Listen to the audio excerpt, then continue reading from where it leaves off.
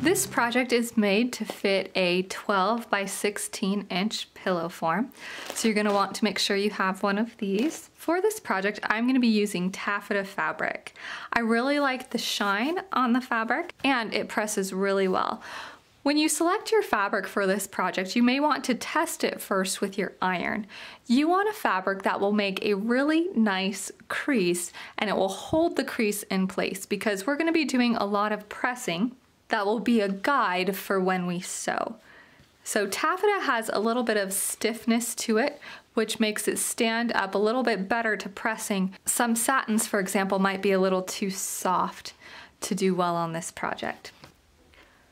One thing you do have to be careful of with the taffeta is that it tends to fray quite a bit, so you have to handle your pieces a little bit more carefully. You're going to want one 11 1/4 by 15 1/4 rectangle for the front center of the pillow. You're also going to want two 9 by 13 inch rectangles for the back. Also, you can see that my fabric here is just slightly transparent, so if you would like, you can add an additional 8 1/2 by 13 inch rectangle.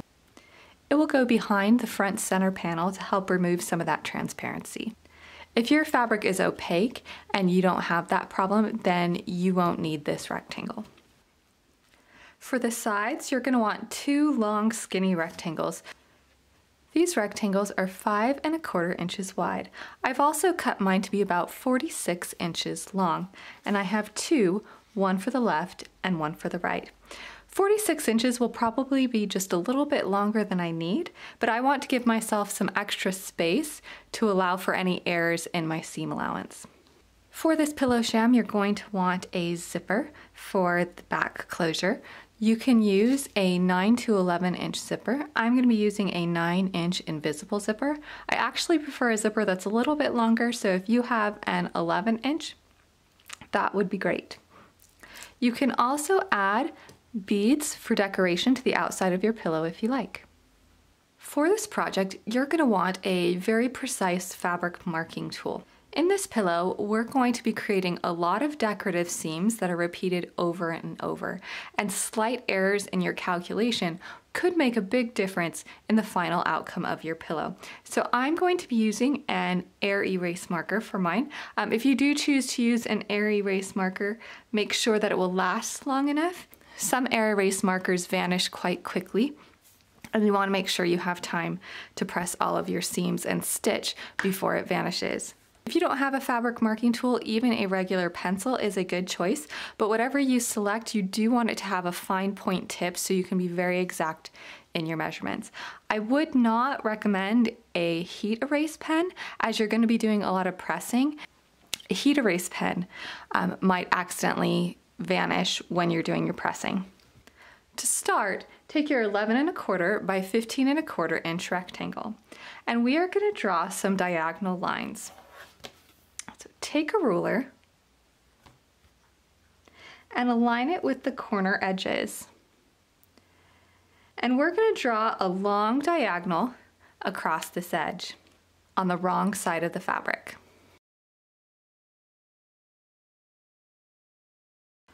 Repeat across the other diagonal.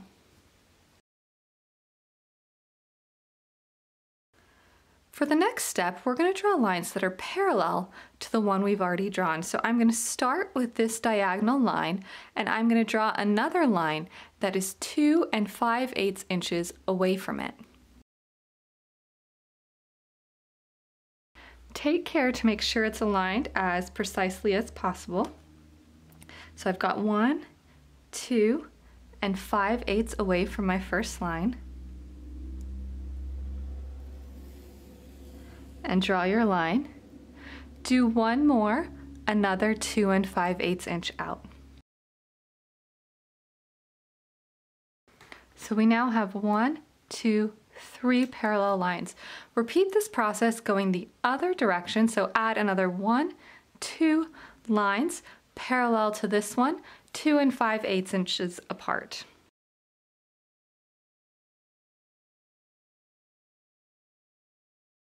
So you should now have 5 lines, one in the center, 2 up, 2 down, parallel to the original. Let's repeat this process for the other diagonal.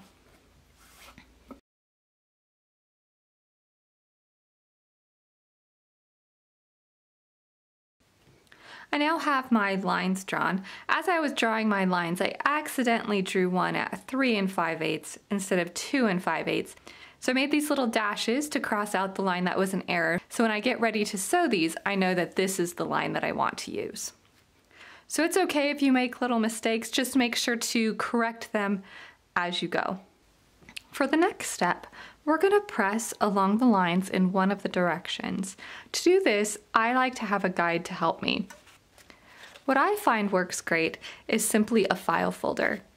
A good heavy piece of cardstock will do. You do have to take care since we're going to be pressing using paper. So always make sure that you're really careful because you don't want it to burn. So take care and never leave your iron unattended. They do make pressing tools that you can use as a guide instead, but they tend to be kind of pricey and this works good for me. So I'm going to press the lines going in this direction. What you want to do is take your folder or whatever your pressing guide is and line it up with your first line. Hold it in place well. Take care because sometimes the fabric can slide, especially if you're using taffeta. Fold the fabric up over the edge and press. It's a good idea before pressing to test your fabric. Make sure you're at a setting that works well. We now have a nice fold at that line. Take care because the file folder can get quite hot, and then move to the next line.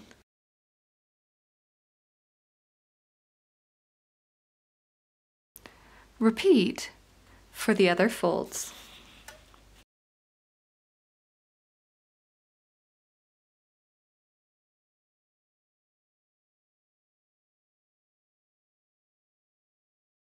Once you have all the folds pressed in one direction, you're ready to start sewing. You're going to fold up the fabric at one of the folds, and you're going to stitch along the folded line on the right side of the fabric with an 1/8 of an inch seam allowance. Once that's done, you'll fold up at the next fold and stitch, and then fold up to the next fold and stitch, and so on. When you're sewing these, it is really important to be exact. We're going to be using an 1/8 of an inch seam allowance and be as precise as you can. So since my needle plate does not have an 1/8 of an inch guide, I made my own, so I just put 1/8 inch wide tape on my needle plate to give me a reference for when I'm sewing. So my 1/8 inch guide will be this side of the tape right here.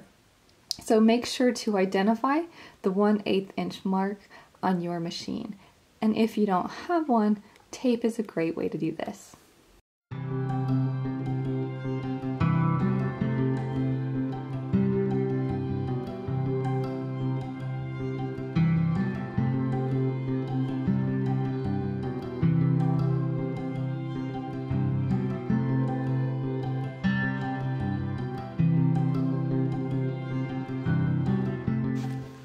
I've sewn all my seams and now it's time to press. I'm going to press each fold to set the stitches. Next, looking at the right side of the fabric, I'm going to press all the seams going in one direction. So I'm going to press so all the seams go down this way.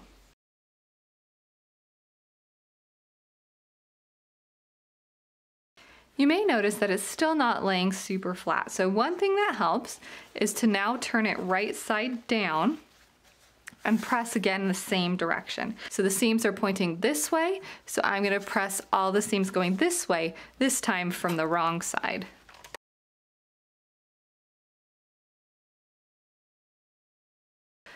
Double check to make sure it looks good on the front. And now we're going to do the other side. Once again, turn your fabric right side down. And we're going to do our folds going the other direction. You'll notice that the lines you've drawn might be a little staggered since you've sewn the seams. So when I'm pressing these, what I like to do is line up the folders with the end marks. I find this works really well. So make sure to line with the starting point and the stopping point, and then fold over and press just like you did before. When you're pressing, this time you have to be a little careful to keep your other folds in place.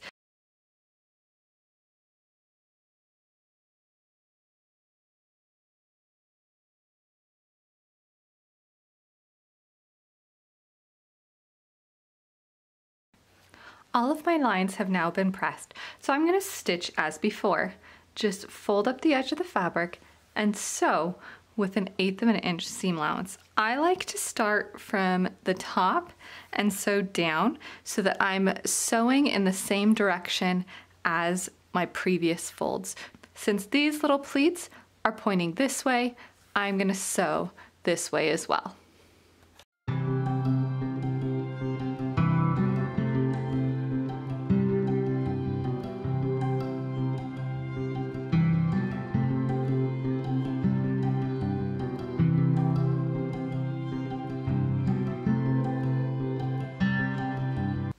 All the seams have been stitched, so I'm going to press each fold to set my stitches. Now from the right side, I'm going to go the same direction as my other folds. My other pleats have been pressed down to the left here, so I'm also going to press the ones I just sewed to the left. Take care to make sure the seams are all the way open, and watch your previous pleats.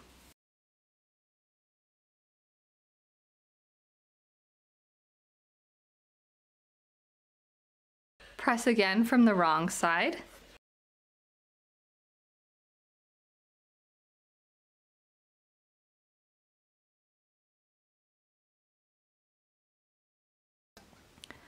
The last step for our front center panel is to trim it to be the right size. We want this section to be 8.5 by 13 inches.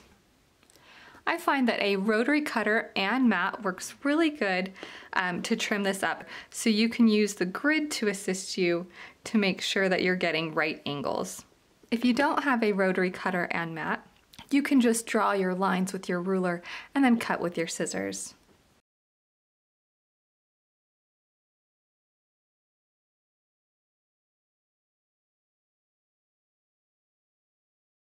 The front center panel is now finished. Let's work on the side pieces. We're going to have to make a lot of lines on this piece. We're going to end up with about 20 pleats on this piece of fabric. I have this piece turned right side down, and I'm going to start by marking the end that's going to be on the bottom. So on one of the short ends, choose the side that you want to be the bottom. Make sure that the selvage has been trimmed off.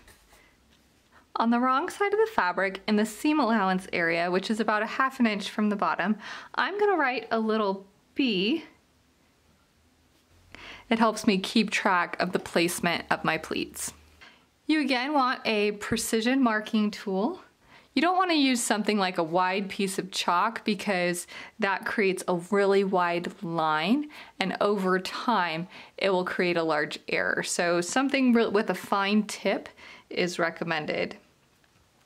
So for the first line that you draw, you want to measure 2 1/8 inches from the bottom edge. So I'm going to draw a line that's 2 1/8 inches from the bottom. After I've drawn my original line, I like to do the rest on a grid. The grid will help me make sure that I keep my measurements consistent and I don't end up with a lot of error. So what I do is I take my line that I've drawn and I line it up with a line on the grid, and then I'm going to draw the next line 2 inches from the first. And again, another 2 inches from that. And I'm going to keep going until I have a total of 20 lines. And again, take care to be very precise. Once you've drawn all 20 lines, it's time to press. You can use the manila folder to help you again. Line up the edge of the folder and fold the fabric over. Press along the edge. Slide the folder down to the next line and repeat. Continue for all 20 lines. As you're pressing, take care to make sure that you don't undo any of the previous folds.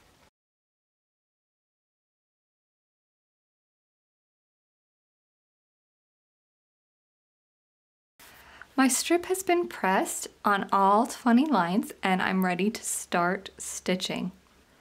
I'm going to sew along each fold with a seam allowance that is 11/16 inches. Now that is pretty specific and you do want to be accurate when sewing, so it's halfway between 5/8 and 3/4.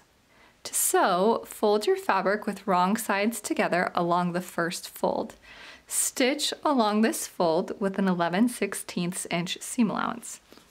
Then pull your fabric over to the next fold and continue again. And again, sewing on all 20 folds. As with my previous seam allowance, 11/16 is not marked on my needle plate. So I added a second piece of tape which will help me guide my fabrics. So my 5/8 inch seam allowance is right here. So just a bit beyond that is my 11/16. Again, it's right in between 5/8 and 3/4. So I'm going to use the edge of this tape as my guide when I'm sewing, and I'm going to take care to be as precise as I can.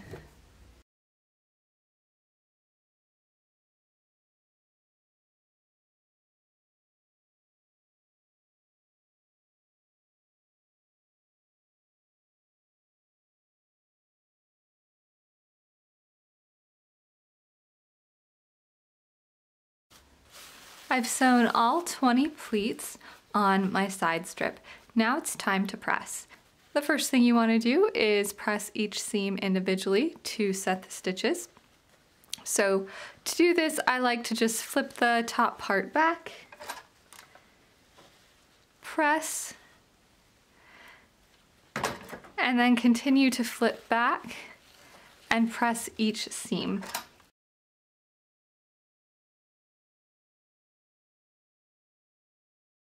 Now we're going to press them all from the front.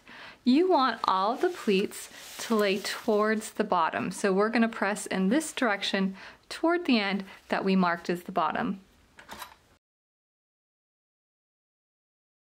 Do take care when pressing. While you want each seam to be fully extended, you don't want to pull it unnecessarily, so just be gentle. Once you've pressed everything from the front, turn over and press from the back. Make sure that the pleats stay going in the correct direction towards the bottom.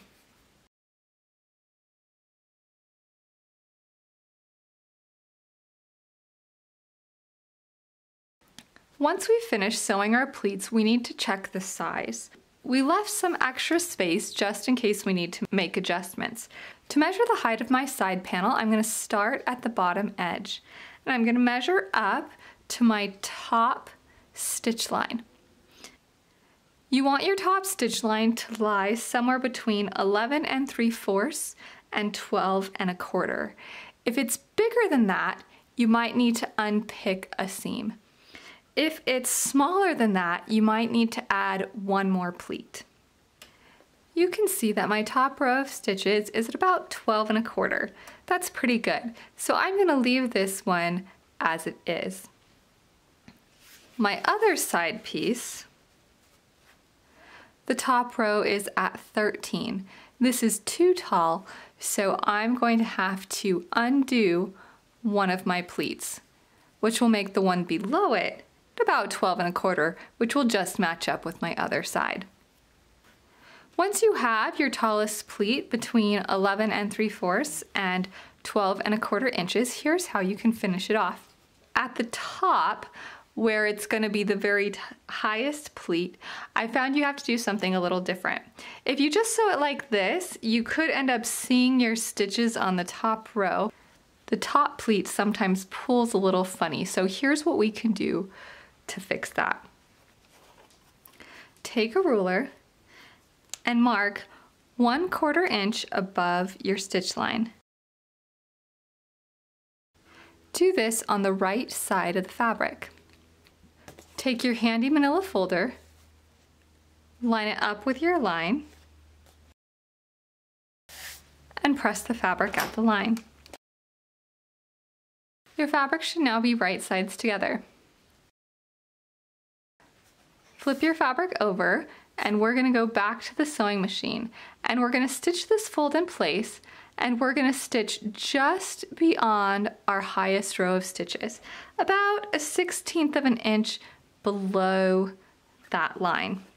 This will help hide the seam later. So again, we're going to stitch about a 1/16 of an inch below our highest stitch line. And we're going to keep our fabric folded just like this when we do. The fold's now been stitched in place. Take the fabric at the top and pull it up at the stitch line and press it flat. This will make a top stitch line that looks like a pleat, but actually doesn't pop up. We're going to mark our panel to be 13 inches tall. And then we're going to trim off the excess fabric on the top. Next, we're going to baste these pleats in place. We're going to sew along both edges with a 1/4 inch seam allowance, and we're going to start from the top edge and sew down to the bottom edge. And since this is a basting stitch, it's just holding things in place. You can use a longer stitch length.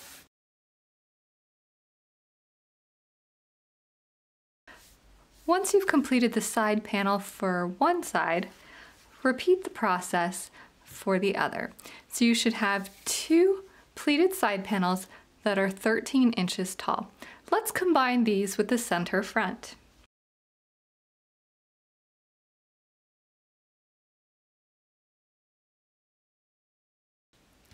If your center front panel was a little see-through like mine is, you can add a second layer of fabric behind it.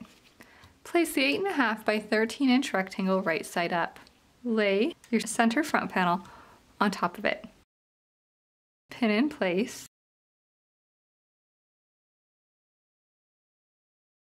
If you like, you can baste this in place with a 1/4 inch seam allowance. When my pillow's finished, I want it to be in this position. I want the pleats on the center front to be pointing down. So make sure that your pleats are pointing downward on your center panel. The pleats on the side should also be pointing downward. Take one of your side panels and place it right side down on top of the front centerpiece. Pin in place.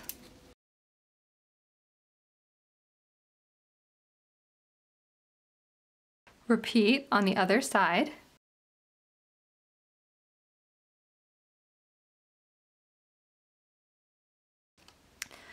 And stitch down both sides with a 1/2 inch seam allowance.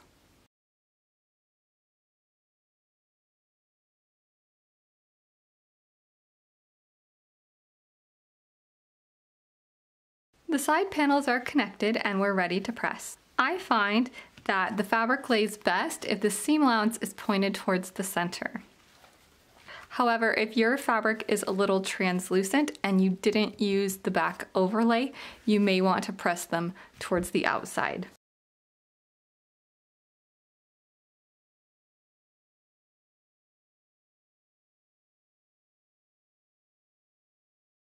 Our front panel's finished. Next, if you would like to, you can add beads as decoration to the front. If you choose to add beads, you just stitch them on by hand and take care to make sure that your beads are not anywhere near the seam allowance. We're going to be stitching with a 1/2 inch seam allowance all the way around, so I'm not going to put beads anywhere near the bottom or the top where they could be hid. I'm going to add beads at the cross sections for the pin tucks. This will help hold them in place. I'm going to add 1, 2, 3, 4, 5, 6, 7, 8, 9, 10, 11, 12, 13 beads to my pillow. When I add the beads to the front of the pillow cover, I like to make sure they're all going the same direction. I'm going to have my needle come up on the right side of where the pin tucks cross and then come down on the left side. And I'm going to go through my bead a couple times to make sure it's strong and then tie a knot on the back. I'm going to do this for all of the beads.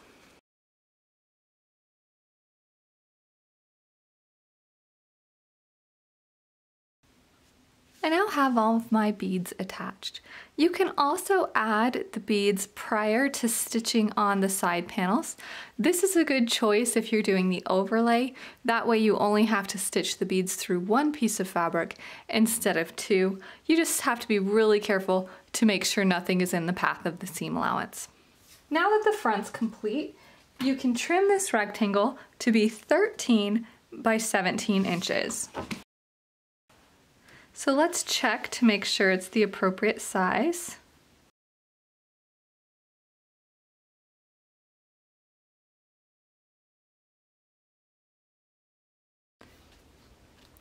We're ready to add the zipper.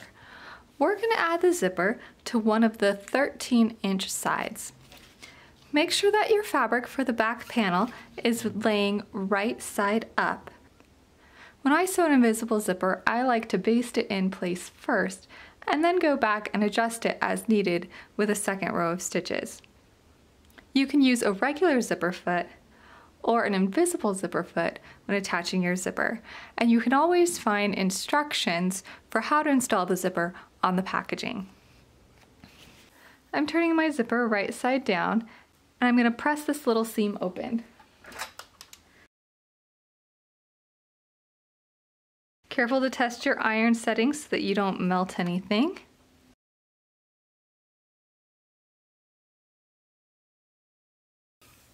Lay your zipper right side down on top of it and make sure the zipper is open. Center the zipper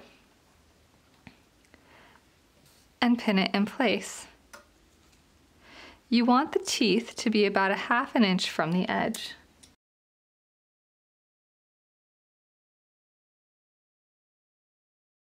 When sewing the invisible zipper, we want to stitch as close to these stitches here as we possibly can, but we don't want to actually sew on the zipper teeth itself. So pressing it open helps it to stay in position.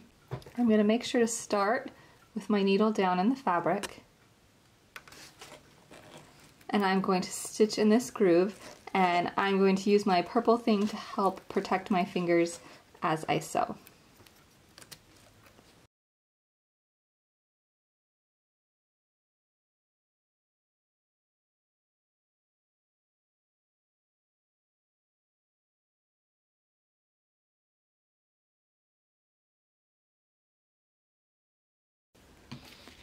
I've stitched one side of the zipper in place. I'm going to close the zipper to double check and make sure it works appropriately. When checking your invisible zipper, you want to see as little of the zipper tape as possible on that side. Lay the second rectangle right side up. Grab the panel that already has the zipper attached. Close the zipper and lay it so the zipper tape is right side up. Check to make sure everything looks okay, and then flip it so the zipper is right side down. Align the edges of the rectangles. My zipper stitching stops here on my first rectangle, so I want to stop it in the same position on the second. I also want to make sure that the ends of the zipper tape are the same distance from the side. Pin in place.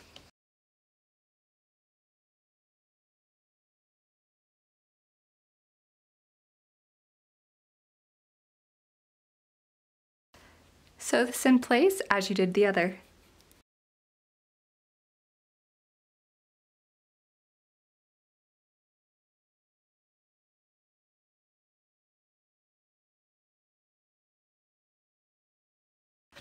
The zipper is attached, and let's go ahead and close the zipper. Press the seam. If you have a gap when you close the zipper, you can stitch again closer to the teeth. Now let's sew up the edges. Turn the fabric right sides together. We want to finish these end seams, so this may require pulling your zipper out of the way a bit. Pin your fabric together, and we're going to stitch from the side edge up to our stitches for the zipper. You don't want to stitch over top of your previous stitches.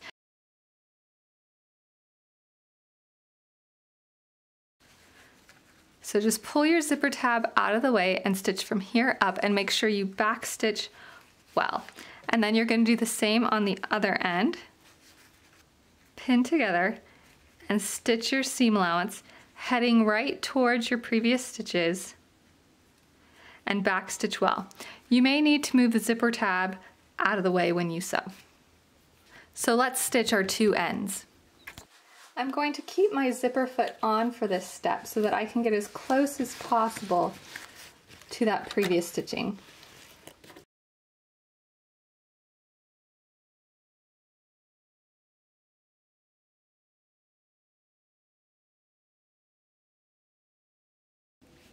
We've stitched the two seams on the end. Let's take a look.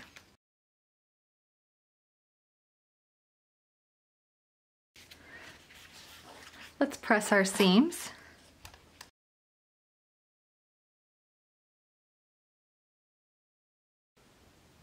Trim the back rectangle to be 13 by 17 inches. Lay the back panel right side up. Open up the zipper halfway. Take the front panel and lay it right side down on top of the back. Pin in place all the way around.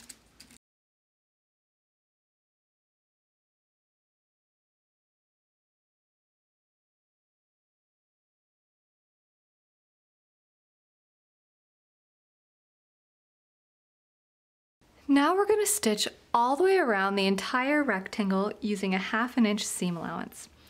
And take care when stitching the bottom edge to make sure that you don't sew on that last pleat.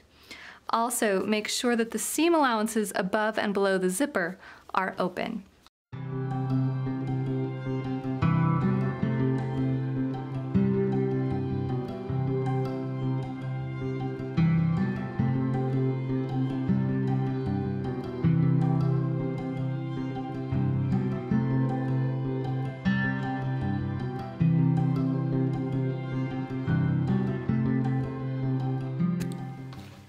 Check to make sure everything looks okay. You can even turn it right side out to make sure that there are no errors. Once that's done, if you would like to, you can trim the seam allowance with pinking shears to help minimize fraying. You can also trim the fabric next to the invisible zipper if you'd like to do that as well. Just take care to make sure you don't actually cut the zipper tape. You still want a large size seam allowance, so don't cut too close.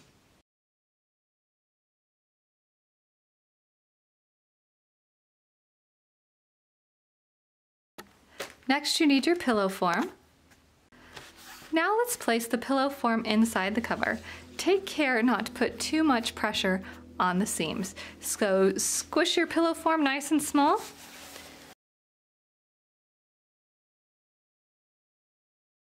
Take the time to arrange the pillow in the case.